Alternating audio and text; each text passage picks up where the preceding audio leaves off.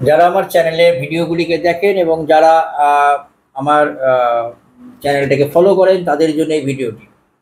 আমি প্রথমেই বলি বা আগেও বলেছি অনেকবার যে আমার এই ভিডিও দেখে কে কোথা থেকে শিখছে সেটা তো তার ব্যাপার, কারণ আমি শেখানোর জন্য বা আমি বোঝানোর জন্য নয়, আমি খালি জাস্ট একটা ইনফরমেশন দেওয়ার জন্য এই ভিডিওগুলিকে করে থাকি। এবং এই যে ভিডিও, কেন এই ভিডিওটা করি তার ডেসক্রিপশন বক্সে কিন্তু লেখা আছে কোন উদ্দেশ্য নিয়ে এটা করা যায়। অর্থাৎ শিক্ষামূলক ভিডিও যে হোমিওপ্যাথিতে রোগ সারে এবং ভালো হয়। এই যে ভদ্রমহিলা দীর্ঘদিন ধরে অসুস্থ ছিল, সেই অসুস্থতার কারণে আমার কাছে নিয়ে আসে। বাড়ি হচ্ছে কাঁচরাপাড়া থেকে এখানে নিয়ে আসা হয়। আজকে মাত্র কবার ওষুধ খেলেন?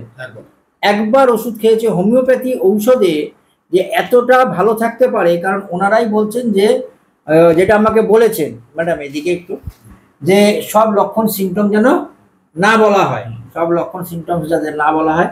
কিন্তু যেইটুকুনি না বললে নয়, সেইটুকুনি তো বলতেই হবে। কারণ কি কারণে আমার কাছে এসেছিল, কি কারণে এসেছিলেন ওনাকে নিয়ে? খুব মাথা চুল উঠে যেত, খুব টেনশন ছিল, পেটে গ্যাস হতো এবং একটু জিনিসপত্র ধোয়াধুয়ি থেকে আরম্ভ করে সমস্ত কিছু বলুন ফ্যাস্টিডিয়াসনেস ছিল।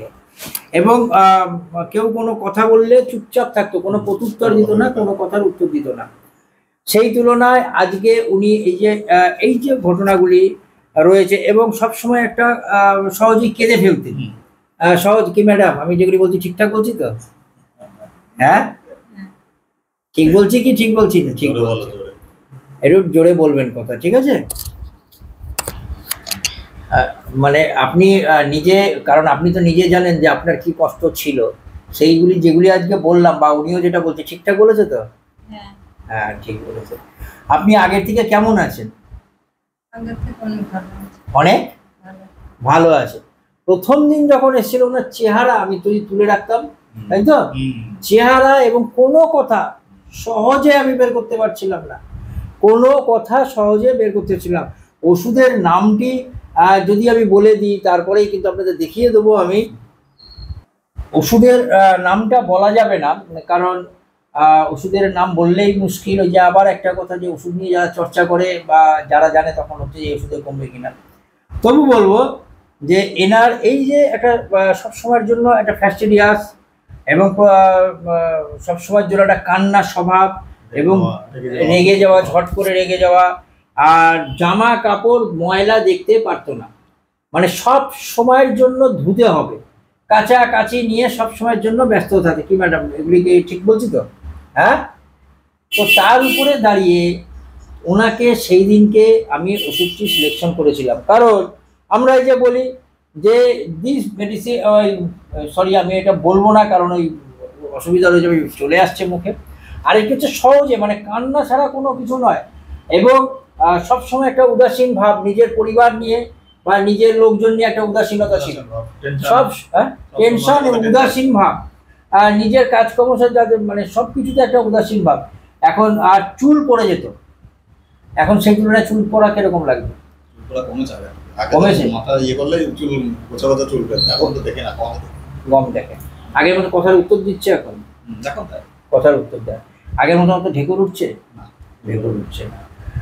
আগে থেকে আপনার মানে এখন ওই ঘরগুলো স্বভাবটা রয়েছে, এখনো বেরোতে চায় না। তো আমি প্রথম একবার ওষুধ দিয়েছি, তাহলে কি ওষুধ দিলাম আমাকে এটা জানতেই হবে, সেটা আমি দেখিয়ে দিচ্ছি, বন্ধুরা নিশ্চয়ই বুঝতে পারবেন। এটাকে যদি এবার একটা বলি, এক ধরনের মা ক্যাটেল ফিশ যাকে আমরা বলছি, সেই ওষুধটি আমি দিয়েছিলাম 3/7/25 0/1। তাতেই কিন্তু এতটা উন্নত। যে বলেছে সব সিমটম বলা যাবে না, কারণ আরও অনেক রয়েছে, বারণ করে দিয়েছে। আমি অল্প কিছু খালি ধরিয়ে দেওয়ার জন্য। আর এরকম একটা ওষুধ দিতে গেলে পরে তো জানেন যে তার যে মনের দিক, মনের যে লক্ষণগুলিকে অনেক বেশি বের করে নিয়ে আসতে হয়। তো একজন আমি সবসময়ের জন্য যেটা বলি যে লক্ষণকে, মনের লক্ষণকে যদি বের করে আনতে হয়, তাহলে সেই জায়গায় পৌঁছতে হবে। তাতে অনেক সময়ও নিয়েছিলাম সেদিনকে, প্রায় ঘন্টাখানিকের মতন সময় নিয়ে ওনাকে আমি সেদিন ওষুধ সিলেকশন করেছিলাম। আজকে উনি কতটা, অনেকটাই উন্নত হয়েছে। এর জন্য আপনারা খুশি তো? আপনি এদিকে একটু হাসি মুখে বলুন। আজকে তো কথা বলছে, গাল ঢাল বেশ একটু ভরা ভরা লাগছে, ভালো লাগে। তো আপনাদের পারমিশন নিয়ে ভিডিওটি করলাম। হ্যাঁ, ঠিক আছে, কোনো অসুবিধা নেই।